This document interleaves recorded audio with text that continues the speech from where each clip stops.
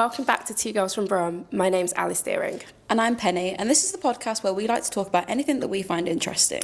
Yes, whether it's culture, fashion, beauty, identity, or even what outfits we wore at university, we have an opinion which we want to voice. And in today's episode, we're talking all things bodies, body confidence, how we feel about bodies, how Alice feels transitioning out of swimming with her body, all of that good stuff. Yeah.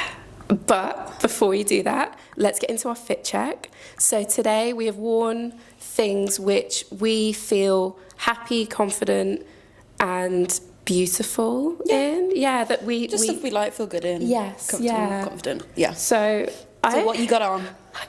I've got this swimming costume on again. This swimming costume is going to be making a lot of appearances. I always wear it as a bodysuit. I absolutely love it. Low cut, so it like kind of hides my like swimmer shoulders. And it's a swimming costume, so like it just works for me. And then of course a mini skirt because I absolutely adore a mini skirt. And then trainers for comfort. Classic. What about you? Classic big out behaviour. I've got on a Simply Be bodysuit. Nice. I love a bodysuit. It doesn't look like a bodysuit. It looks like a really comfy t-shirt. Well, yeah. And then I've got these these like River Island trousers again. They're so good. Also, I've had so many compliments on them. Nice. I feel like I need to like. They're creased. Oh, that's fine. But no, yeah, they look really like they're so just like I like the drop on them. So yeah.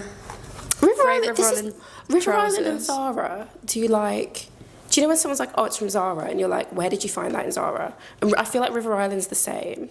Like, where are you finding these pieces? Yes, because you walk into River Island and it's like, wow, I'm overstimulated. Why does every bag in here have a million buckles and charms on it? And why does it say R.I. so loud? Do you know what I mean? Like, yes. Who wants to walk around? Like, River Island, I would love to work with you, but the bags? No. At what point, everything was sequined. Do you remember that? Yeah, but do you know what? I walk in there sometimes and I'm like, do you know what? If I had like an event to go to, this would be a good place to go because everything's like statement pieces. It's true, yeah, and then you can balance it out with quieter pieces. Yeah, exactly. It's true, yeah. Like those trousers, you could easily dress up or dress down depending on how you feel. Exactly. But yeah, anyway, and my boots are from Next. I've worn these a lot in the podcast, so yes. Okay. Okay. So this or that for bodies. This is going to be a classic like Gen Z versus millennial versus millennial situation. Are you going high-waisted or low-waisted? So I think I'm a low-waisted girly. Nice. These are high-waisted. These sit high-waisted. But I absolutely love the rebound of the Y2K, early noughties, low waist. I've seen some girls doing the low waist with the thong popping out, and I'm like, yeah, the whale tail, classic, love it. I'm like, yeah. I wish I had the confidence to do it. See, I would totally do it. It's so sexy. Yeah. Like, it's so hot. I'm just too scared because people will be like, has she done it on purpose? Or does she just not know that her thong is out? No, that's what I'm worried about. No, in this day and age, it's deliberate. It's deliberate, yeah. Yeah. But do you know what? Until recently, I was always a high-waisted babe, and I've got high-waisted on now. Yeah. However, I am on the side of social media that's very like wear what you want, regardless of if it's flattering or not. Yes. If you like it, just stick it on. Yeah. So, to Birmingham Pride, I've bought these low-rise jeans a while ago, and I've worn them like they've become like my favourite pair of jeans. Yes. Because why are we hiding the tummy? Exactly. Also, I see the tummy on other people, and I'm like, it looks so good. It's cute. It looks so good. I'm like, I want to do that. Yeah. Especially with the whale tail situation. Oh my god, you're so especially on bigger bodies for me. I know what you mean. It looks sick. I know what you mean. So yeah, I've been rocking it. Soft and pretty. Do you know what I mean? Like, see, I don't know whether I would necessarily say that it's soft and pretty. I'd say it's just badass. Oh, fair. You just like embrace it, go for it. Yeah. Yeah. Fair. So yeah, I've been living up the low-rise, low-waisted recently. I still love a high waist. But. My thing with high-waisted is it does look good, but at the moment, I've been walking around with my jeans undone all the time. As in my high-waisted jeans. Literally today I came in, I've just covered it up with my hoodie. I have my top button undone all the time. Because I'm like, every time I sit down, my stomach obviously like goes out. Yeah. And then it's like constricted by the jeans. And I'm like, well, if I'm wearing low-waisted, that's not a problem. Yeah. Have you speaking of, have you heard this whole conversation of, oh, these are your standing up jeans? No, I haven't. Yeah. That is literally... I'm going to wear them for another episode. You will see. These They are are your my standing up jeans. That is that. Yeah. I haven't heard this, but oh my God, it's so true. Yeah. Because I sit down, I'm like, I'm in instantly pain. done. Like, why are you stabbing me? Yeah. What, like, I'm actually so happy that we're Gen Z. I'm so happy that we're rejecting, like, the high-waisted... Because I think high-waisted is very millennial. Yeah. It is. And I'm happy that it's, like, getting to come back round to us where I get a chance to be low-waisted and not look like it was an accident. Yeah, do you know, I don't think it's, like, millennial in a bad way. I just think that Gen Z have now created an environment where do what you want. Yeah. Do you know what I mean? At least from my perspective. But then are we too zillennial? We are like Zillennial, because we're like 19, I get it. Yeah. But also like... Do you know what I hate about the Gen Z though? Gen Z. I sound like, oh my God, I sounded like a millennial. But the Gen Z, those skirts. Which skirts? Like the low-waisted long skirts. I'm like, it's like the kind... I don't know what's going on with that. I'm sorry, I can't buy into it. I can't buy into it. The low-waisted... Like, yeah, but like long. No, I'm kind of into it. I like it. Yeah. I'm not I'm not a massive skirt person, but if I was going to wear a skirt, it'd be long. But then this is my problem. Do you know, like, the micro skirt had its moment like 2 years ago? Like the ultra, the belts. The belts, yeah. Okay, I wouldn't wear the belts, but... Like the Jaded London belt vibe. Yes. Like, literally, like, you have, like, 2 inches of fabric to work with. But then all of a sudden it's rebounded to the hemline being, like, well past my ankles. And I'm like, oh, I can't keep up with this. I'm going to wear what I want to wear, as you can tell. But at the same time, I'm tired of, like, why the hemlines keep changing? I think it's just people doing people. Yeah, maybe I should just be like more like you do. And trends come and go. It's so true. Do you know what I mean? When will you feel good in? Sorry, I need to talk about this. Do you remember the tabbies? We've gone totally off topic here, but whatever. The shoes. With the horse hooves. Yes. Yeah. Mr. Tumbless ass shoes. What was that? What was that? Seriously, I feel like they're making a comeback in some way. They've been around for a while. I feel like they're still around. A couple years. Yeah. There was this story on Twitter that a girl went on a date with a guy and he came round to her house and he stole her tabbies. Her Mason Margiela, Mason Margiela, that's it. He stole them and she wrote about it on Twitter and she was like, if you see this man walking around New York, he's stolen my tabbies. And I was like, also, oh my God, is it that deep? But also really unfortunate if his feet can fit in your shoes. I know. Yeah. Does not bode well. That is not a match made in heaven. Okay, sorry, I went so off topic with that. I'm just talking about fashion that I hate, but... Yeah. I always bring it back to, like, swimming. In terms of my body confidence, I got asked this question on a shoot, like, a few months ago. And they were like, what makes you feel confident in your swimwear? And I was like, I've been walking around in swimwear since I was, like, 8 and 9 and it's next to nothing. Yeah. My body is just my body. I've always kind of been confident in it. And... yeah, I was kind of like, I almost felt guilty because I was like, I don't have this, like, whole awakening, like, trauma story. Yes. Like, I've put on weight due to, like, mental health initially, but, like, I don't feel, like, super self-conscious or anything about it because I'm like... You didn't have this, like, awakening. I still feel comfortable in a tiny bikini and all of that. Do you know what I mean? Do you know what you mean? Like, I always feel like I can't have a conversation around body because... I never had any problems with overeating.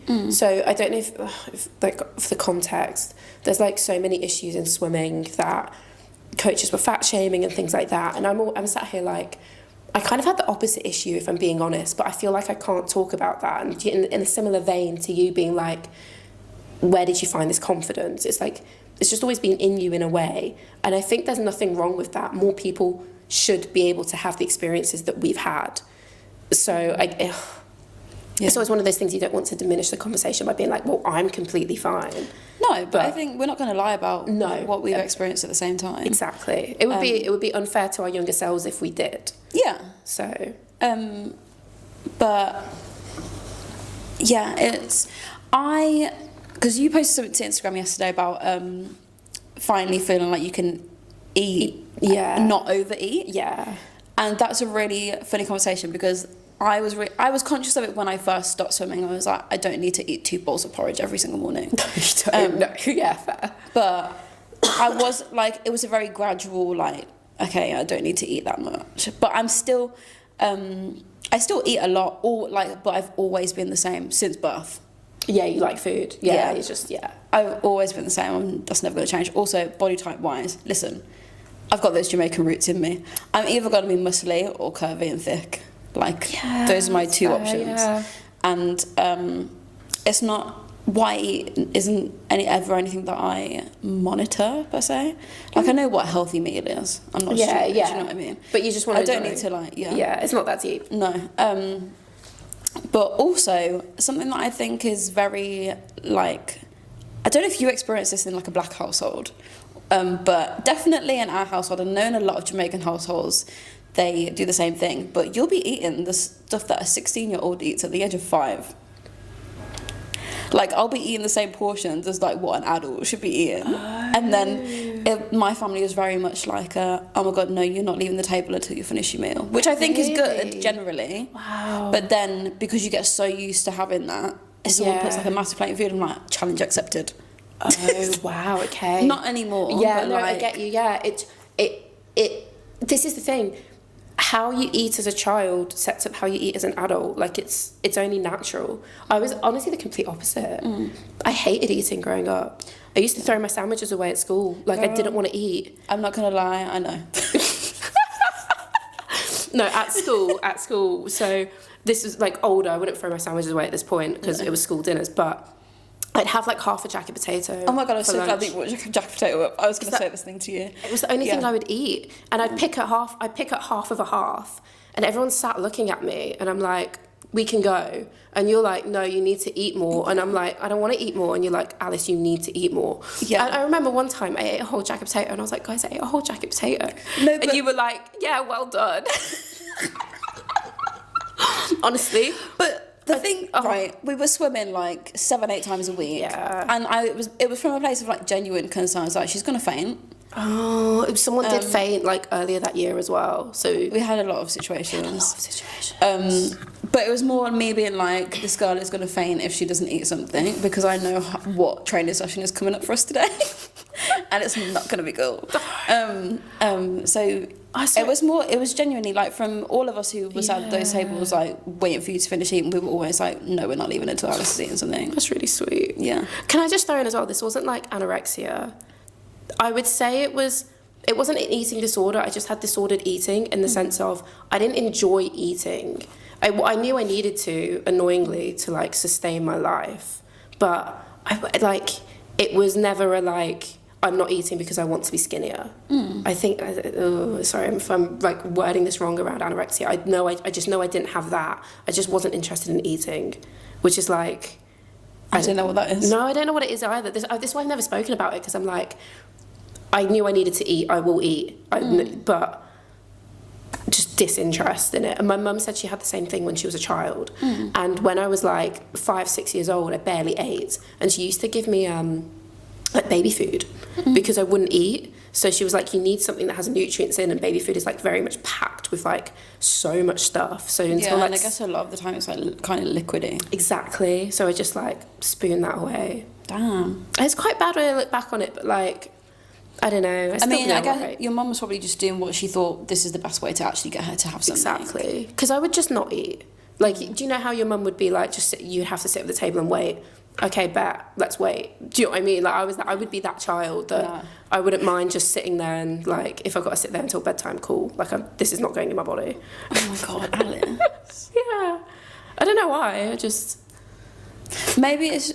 But then you say that you're like a massive foodie and like you really enjoy food now. Yeah. And this is the weird thing. So when I was like 16 years old, we went to a competition in Argentina. The food was god awful, and I'm not saying this based on Argentina, just saying we went to an open water competition. The quality of food wasn't great. And I was there and I was like, if I don't learn to eat food that I don't particularly like, then I can't do the sport because I'm doing 10k marathon swimming. I'm not a sprinter. I can't get away with like 1,000 calories a day. They eat more than that, but you know what I mean. So I came home and was like, I need to learn to eat spaghetti bolognese. I need to learn to eat steak. I need to learn to eat like cottage pie, all of these things which I would typically be like, that is disgusting. Yeah. Do you remember at school I never eat, like, when you think back, I'd have fish and chips on Friday, and then every other time it'd be just like jacket potato, or I'd pick at plain pasta. But we used to be big pasta and gravy fans. Oh, yeah, pasta and I still gravy. eat that now sometimes. When I can't be arsed, I'm like, I've got pasta and gravy in the cupboard. Honestly, those who get it. Pasta and gravy, honestly. Elite combo. Oh, so good. But yeah, I came back from this competition, was like, I need to learn to eat. So now I eat like basically anything and everything, which I'm really happy by. But now I'm like, I don't need the quantity in it anymore. So I've taken that out, and I'll pretty much eat anything, like any restaurant I'll be comfortable eating at. Do you know what I remember? Because I was so used to seeing you play around with half a jacket potato at school, and then we hadn't like lost contact, but we hadn't seen each other in a really long time. And then I seen you again maybe when we were like teenagers. 17, 18. And I remember saying to my mum after we'd been out for dinner or something, I was like, oh my god, Alice ate so much food, and I'm like so happy. Oh, that's really sweet. Oh yeah, my god. It was like the first thing that I said to my mum. I was like, she ate so much, and she ate really fast. I was like, she like ate as much as me. Do you know what? I forget that like quite a lot of the time the memories that we have of people are like obviously memories. So at that point there was like a 5-year gap, we hadn't seen each other properly, and you were remembering like 13-year-old me who was like in that moment, and then you see, oh, that's really special, I had no idea. Yeah, it was at the Thai restaurant, I think. Was it in Birmingham? Chow Freya? Yeah, maybe. I can't remember. But yeah, I have came along leaps and bounds with my like diet. Yeah, which is, I'm happy to say, but I'm still like sometimes like, I don't want to eat, I can't be bothered. But that's more, yeah. But there's this whole conversation around, what's the word?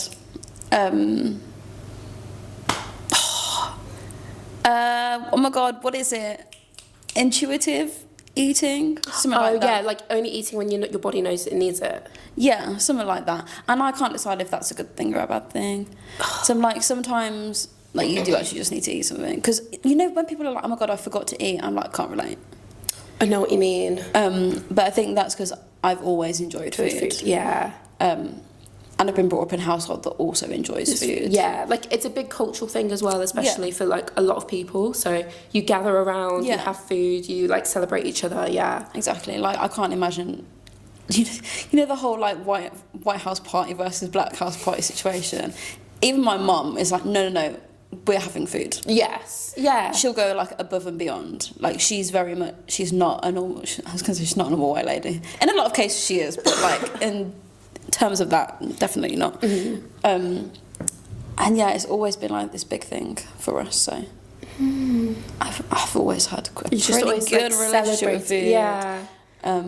That's a good thing to have. Oh my god, we've got a whole food episode coming up, so I don't need to talk about this anymore. Right? No, yeah, we're supposed to be talking about like food. But in terms of like the fact that it is the fuel for your body and things like that, and that like, I don't know, it's been, so since I've stopped swimming, I was very like, I really like how my body was when I swam. I liked my weight, I thought it was a good weight for me, and so I was very conscious of, I obviously need to cut back on eating because I don't want to like suddenly rebound and put on a load of weight. And it sounds really bad, people are like, oh, you should just be able to do what you want.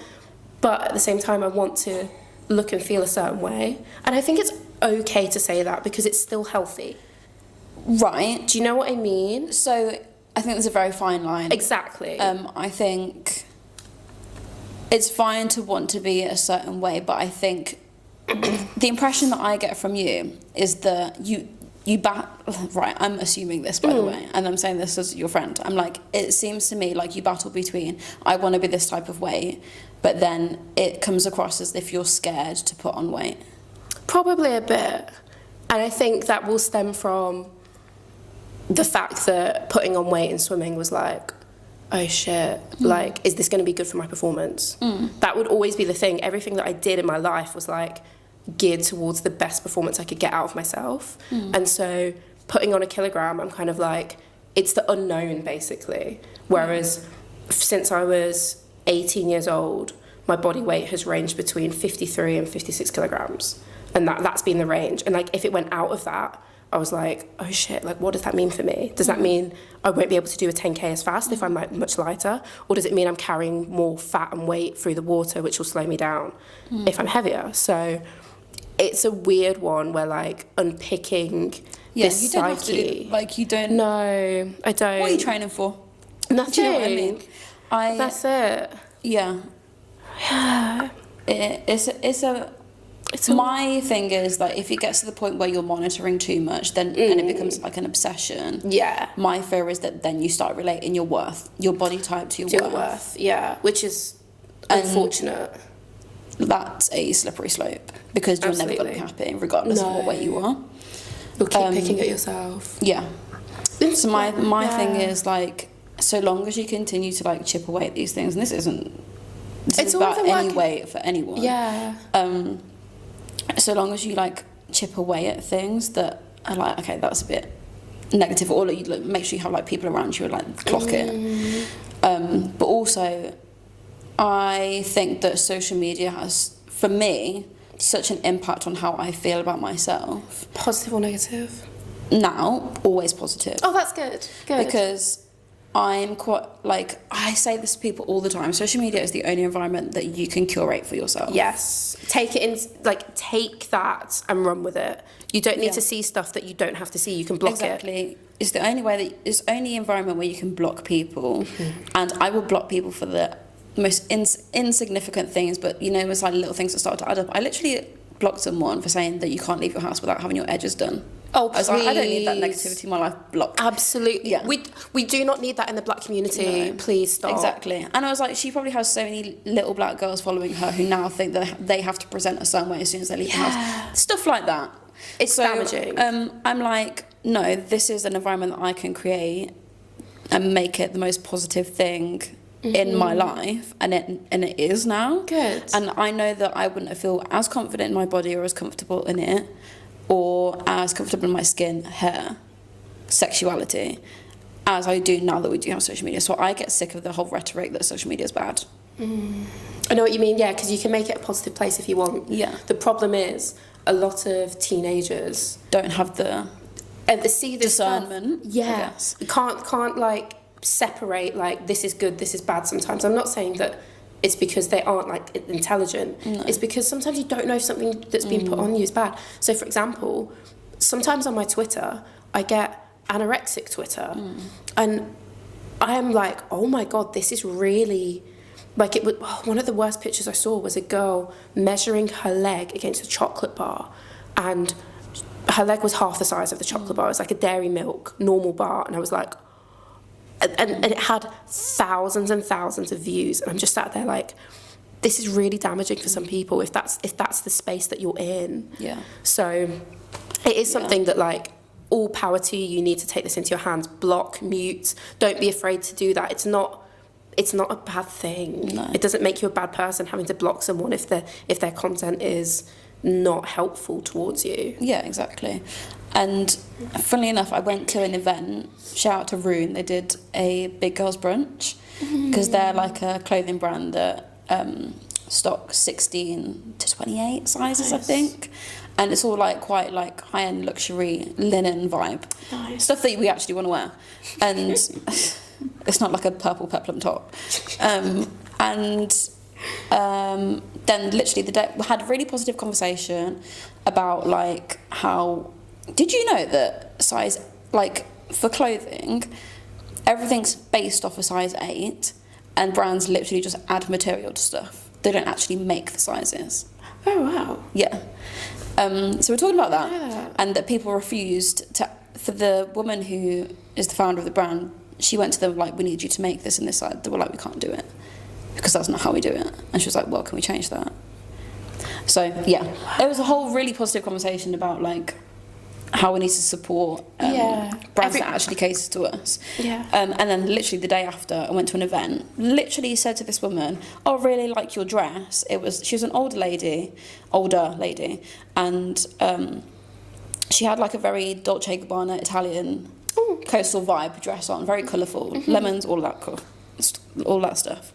And literally, she responded with, "Oh my God, I wouldn't have worn this 2 years ago. I'm on Ozempic now." And I'm literally like, first of all, I didn't ask. You could have just said thank you. That's sad. And it just started this whole conversation about Ozempic. I was like, I like just shut off. And she was talking about, she was raving about it. I'm like, I get that someone's confident, feels better about themselves for taking it. And if it's like a genuine health thing, pop off, like, do you? Yeah. But it was, I felt a little bit like read the room. Do you know what I mean? And I said to her, she kept, like, she was snowballing about how amazing it was. And that I used to be a size such and such, probably not my size, and now I'm this. And she didn't say that to me, but that was the vibe. And then I said, yeah, it's great if you want to do that. And then she goes, well, yes, you have got to put the work in, haven't you? And I was like, are you being for real? I was like, you've completely misunderstood what I meant. I was getting sick of her, like, keep carrying on going on about this. So I was like, yeah, if you want to do that, isn't it? It's like your choice if it feels right for you. Yeah, it's your body. And then she goes, yes, if you want to put the work in. What do you mean put the work in? I'm like, sorry. I was like, okay, I'm kind of done with this conversation now. I'm really sorry if I've misunderstood what Ozempic is, but I thought you could. Doesn't Ozempic? It's like medication. It cuts your appetite, right? So do you have to put any work in for your appetite? No offense, like I was just like, okay, that's time for me to like go somewhere else now because I can't do it. This is the difficult thing. The Ozempic thing, it went from everyone being like body positivity, and then all of a sudden you've got really big celebrities being like, I'm on Ozempic. Forget that, like insulting their former selves who weren't on Ozempic. And I'm kind of like, what happened to the body positivity movement? Like, I know. Do you know what it like? We're still here. We're fighting as an ally. Like, well, I don't know. No, actually, no. Everybody should hold body positivity in themselves. Like, yeah. One thing that I do want to speak about is I am very confident, and this kind of goes back to you saying about that I seem like I'm scared to put on weight. Is I'm very confident I've got body dysmorphia, as in I just have no concept most of the time of what my body looks like. In terms of, sometimes I'll see myself and I'll be like, oh my God, you're way skinnier than you thought you were. And then other times I see myself and I'll be like, oh, you're much like broader and like wider than you thought you were as well. Like, I think I have a very strange body type in terms of I've got a very short torso. So like, my rib cage is absolutely massive from being a swimmer. Like, my lung capacity must be really good, and I've got a really big rib cage. But then because my torso's short, it's all like compact, and I've got really long legs. And I don't know, it's just sometimes I look in the mirror and I'm like, okay, I'm still like navigating this.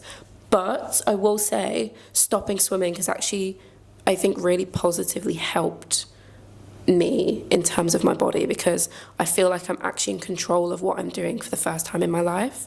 I'm not feeling like I have to like force feed myself.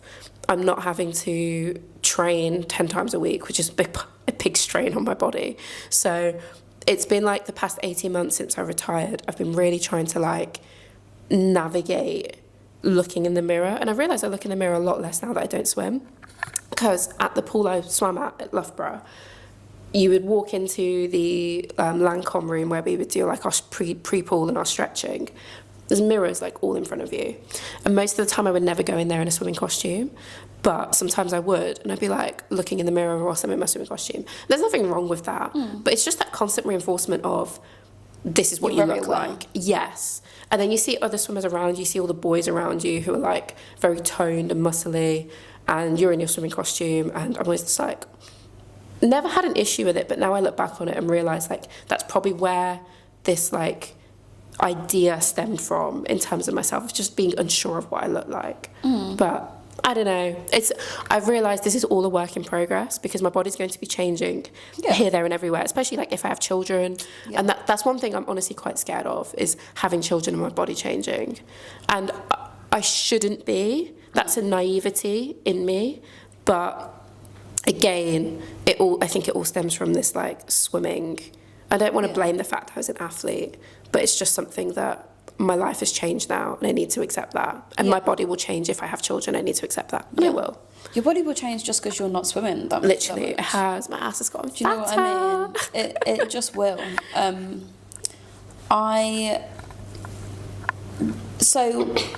Do we take it back to the panorama? Yeah, I can do. Wait, what was I going to say? Should we hop the context in? So, a couple of weeks ago, it depends when we're putting this out, but at some point, a couple of months ago, there was a BBC panorama around, it was called The Dark Side of Swimming Clubs. And we'll flash it up. Yes. On the screen. And it investigated the issues that swimming has faced and does still face in terms of body types and coaches saying certain things and the expectation of swimmers to look a certain way. Yeah. I remember being at swimming and there being conversations. So our old swimming club was featured quite heavily in it, right? Yes. Not for the coach that we had. Not a coach that we had.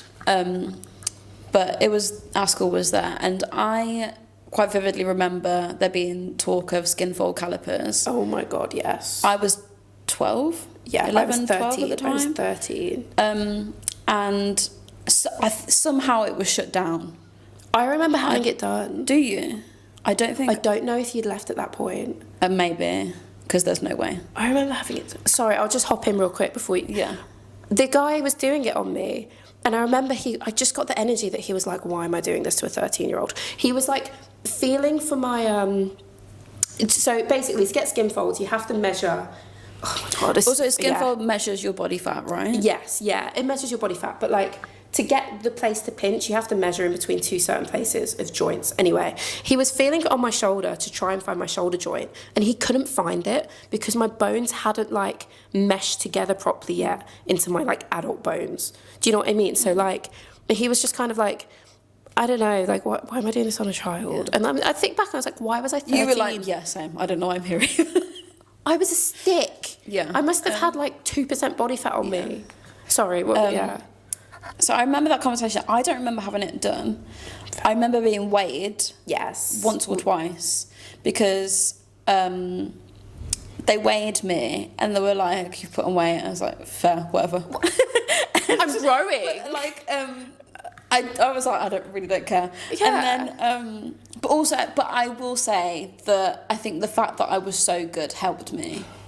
Exactly. Do you know what I mean? Yeah, I will say that. But that's what led to us having, because we were at boarding school, well, I was a weekly boarder, Alice was a day student. I would have cooked breakfast every single day the first time that I got there because it's available to me. Why wouldn't I? Exactly. And then they were like, you've put it. I was like, fair. And they were like, you need to cut out the cooked breakfast. So you cut out the cooked breakfast. Our coach cut out the cooked breakfast for everyone. They were like, you can have it once a week. And I was kind of like, do you know what? Fair. If I was at home, I'd be having my Weetabix. So yeah, I ain't mad at that. And then after that, the only other discussion about food that I remember is some of the parents and the kids at the swimming club, which I'm still to this day raging about this. They were complaining about having white rice and white pasta and white bread at school. I was like, so then everything changed to brown pasta, brown rice and brown bread. And I was like, this is the worst thing that could have possibly happened to me. Now I feel like I'm eating poppy seeds with my lunch instead of like white rice. And no offence to the school, but they didn't cook it properly because they have how many other hundreds of students to think about. And why are they catering to us? Exactly, I can't. Used to get annoyed with that. Yeah, I don't think that's fair. No. And then brown rice takes ages to cook. Also, by the way, it does. It takes like double the amount of time of white rice for less satisfaction. And also them complaining about the quality of the food at the Royal. You cannot say niche about the food at the Royal. Right. Even though you peeked at stuff, you still knew that if I liked it, it would probably actually be fine. Yeah, but the fish and chip Friday, please, I miss that so much. Chicken pie. Oh my God, the chicken pie. The food was good. The food was good. I remember that. The only other thing that I remember our coach ever saying to someone about their body, again, I left a lot earlier than Alice did, is pointing at another girl in the swimming club. after she'd eaten 10 Weetabixes for her breakfast and being like, you know what, that's probably too far. You're going to be on the toilet all day. Maybe you should think about stopping eating them now. Is that what you said? Yeah. Okay, that's quite funny to be fair. Exactly, that's the 10 though? Yes. Do you know what? She was baddie. there. Absolute she was there. Baddie. Yamming on 10 Weetabixes. Oh, you're going to have to We were all name drop laughing. who Like, knows. it wasn't like a, you need to do, like a pointing the finger type of vibe. But again, I don't know what other swimmers experience. And again, I think my experience was very different because I was so good. So you couldn't say like, oh, it's affecting your performance, because like yeah. This is the you know thing. what I mean? I struggled watching it because, and you know, I'm going to say this because I know it's not going to go very far in terms of like the amount of views we get, and Penny's not going to put this on socials. I'm telling her now. There was so much left unsaid from that documentary, as in they only went after 2 coaches who have left the country. The coaches that I know still do this weren't mentioned, and I don't know for what reason that is, but the issue still remains. And honestly, it's not on Swim England. Yeah. They really went after Swim England on it, and I was like, you're barking up the wrong tree in terms of the national governing body that you should be looking at there. Just the worst experience that I had was I was on training camp. I was 16 years old, and we weren't allowed to eat chips, cake, anything unhealthy. We had found peaches and yogurt for a sweet treat. Peaches and yogurt? Peaches and yogurt for our sweet treat. Penny, the peaches and yogurt, because I've got a sweet tooth, right? The peaches and yogurt was getting me through that week, right? Yeah. And then at one point, I'm enjoying my peaches and yogurt. Coach comes over to me and goes, careful, there's a lot of fat in yogurt. No chips, no cake, no ice cream. You're at basically an all-inclusive resort that serves that kind of food, where that is basically all they serve you. And we're having to eat around, and it gets worse. It gets worse. One girl had a slice of cake one night because she was done. She was fed up. She had a slice of cake. The coaches saw, and they were like, no, don't go tell her off. They were talking to each other. We won't tell her off now. What happens later that evening? They come round knocking on everyone's doors, asking to check our bins. Yeah. They come round asking to check our bins. And I was like, yeah, sure. Like, I don't know any different, right? I've been in this program for a very long time. I'm just kind of like, yeah, whatever. Our bin was clean, right? I'm smart. When I take food away, it stays in my suitcase because I'm a little like grazer. I like to go. I had chocolate, I had sweets, I had biscuits in there. I need my junk food. And I had it in there. Our room was clean, we were fine. 2 stories came out of this. One girl was on her period, and the coaches, all male, came round asking to see their bin, and she panicked. She was like, you know, we've got a 14-year-old girl on her period. Thankfully, the coach's partner was there, read the situation and said, no, let me check. She went and checked, came out, said there was nothing in it. Whether there was, who knows? Doesn't matter. Second story was a group of older girls had a single Kit Kat wrapper in their bin, and they got told off for this Kit Kat wrapper. There were 3 of them staying in the room. It was one girl's Kit Kat. She had 2 fingers, and she'd given a finger to the other girls. I can tell you all of them, that you know all these people. I'll tell you all the names afterwards. But I only told my mum this story yesterday. She was appalled. That's insane. She was absolutely appalled. But also, that's not balanced at all. Girl, trust me. I'm sorry. Trust me. Everyone needs a little chocolate bar to get yourself through the day. For context, these training camps, we do 10 swims, 2-hour sessions. We're walking to the pool every day. We've got land training basically every day. It's really, really intense. And even trying to take my peaches and yogurt away from me, please. That's insane. What am I meant to... My mum, if I was at home and I was like, Mum, have you got anything sweet like chocolate? She's like, you can have a yogurt. I'm like, no. That's like the healthiest option you could have given me, and it's going to be a no. Exactly. I'd rather go hungry. Yeah. So crazy. I literally told my mum this story yesterday, and she was also, like, why didn't you tell me? And I was like, I just didn't know it was wrong. Also, how can not a single one of them be like, hang on, this is insane. This is too far. But also, I'm going to say, I think we need more female swimming coaches. Please. We need them. Please. Desperately. Yeah. I mean, we can get into this in another episode, but for real. Yes. Oh, the sport is screaming for it. Yeah, we absolutely can get into this on another episode. In the next episode, actually. But we should... all of that story...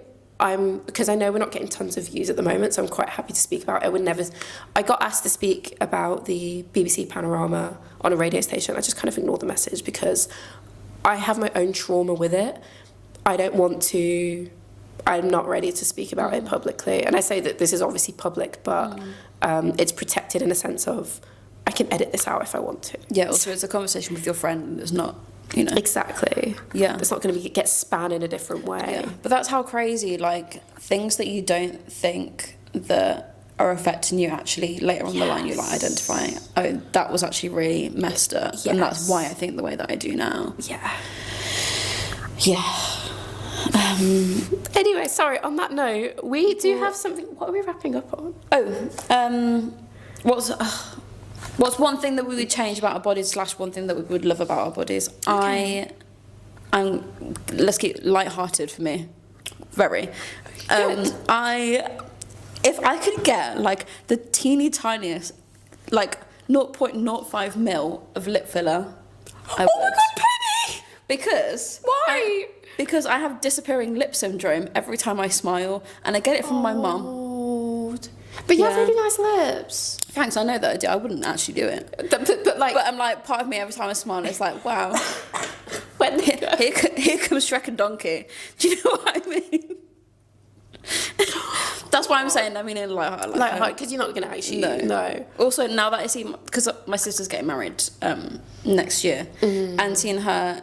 like say certain things like I might do this before I get married, I might just get some Botox before I get married. I'm like, no, go as you are. It's been like a very like no. Do you know what I'm terrified? So I'm getting married later this year. I am very much like we're having natural faces because I don't want to look at my wedding photos and be like that's not me. And see exactly. I'm not seeing a stranger. Yeah, it's been like a real thing, and I'm like Sean, don't change anything. Don't do it. You'll regret it. Yeah, I know. And it's like all power to women that do cosmetic on their face, do what you want to do, but it's one of those things once you do it, I've heard it's really hard to go back. Even me getting false lashes, I took these off, I didn't recognise my eyes. I'd had them on for a year straight, as in I'd been constantly getting them infilled for a year straight, took them off after a year and I was like, I look like a boy, and I don't recognise my eyes, which was really disturbing. Really? Honestly, that's so strange. It was really disturbing for a good, 2-3 days whilst I adjusted to it. And I was like, okay, you're never doing them for that long again, firstly. And secondly, you don't actually need them, which was really nice, to realise once I took them off. I was like, I don't actually need these. They're just a little bit of, it's just fun. Yeah, so... Is there anything that you would change? Oh my God, I want a longer torso. I really... I was thinking about it and I was like, I love my legs. Somehow, I don't know if that's possible unless we put you down on a stretcher. Oh God. Just take my legs longer again and be like... Honestly, if you see my body... But Alice, there are so many people who would kill for legs like yours. Oh yeah, no, I'm good with my legs. The legs are staying as they are. I just want an inch on my torso, and I'd be more balanced. Because honestly, if you see this rib cage, you'd be like, okay, I know what she means. I bet people are watching this like, Alice, we have no idea what you're talking about. This is the thing when you've been hypercritical of your body for so long. Yeah. But I love my bum. I love my bum. Yeah. Do you know what? I would say this year is not the first year, but I've really I love how I look. Yeah. Same. Honestly, same. I'm like, oh my God. Yeah. Yeah. But I just like how everything's distributed. Yeah. I know what you mean. But so yeah, I wouldn't change anything. No, not. That's what I love about it. But yeah. Yeah. No. Give me a 0.01. Lip filler that doesn't look like lip filler. Yeah, I know what you mean. But yeah, should we wrap it up? So thank you guys for listening to us babbling on it again. Let us know your thoughts. Yeah, make sure you like, subscribe, comment something, and we'll see you in the next episode. Bye. Ciao.